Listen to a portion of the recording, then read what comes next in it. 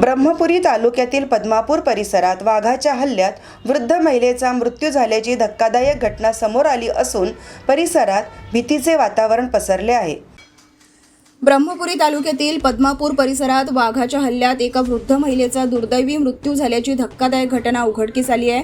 3 दिवसांपासून बेपत्ता असलेल्या यमुना बाजीराव मडावी वय 70 वर्षे यांचा छिन्नविच्छिन्न मृतदेह गुरुवारी सकाळी शेत शिवारालगत असलेल्या जंगल नर्सरी परिसरात आढळून आला। घरगुती वापरासाठी केरसुणीचे साहित्य गोळा करण्यासाठी त्या जंगलात गेल्या होत्या, मात्र परत न आल्याने कुटुंबियांनी शोध मोहीम सुरू केली होती। अखेर सकाळी सुमारे 8 वाजता त्यांचा मृतदेह आढळल्याने परिसरात खळबळ उडाली असून वाघाच्या हल्ल्याची शक्यता व्यक्त करण्यात येत आहे। घटनेची माहिती मिळताच वनविभागाचे पथक घटनास्थळी दाखल होऊन पंचनामा करण्यात आला असून मृतदेह उत्तरीय तपासणीसाठी ग्रामीण रुग्णालयात पाठवण्यात आला आहे। वनविभागाकडून कुटुंबियांना तत्काळ 25,000 रुपयांची मदत देण्यात आली असून पुढील अहवालानंतर उर्वरित आर्थिक सहाय्य दिले जाणार आहे।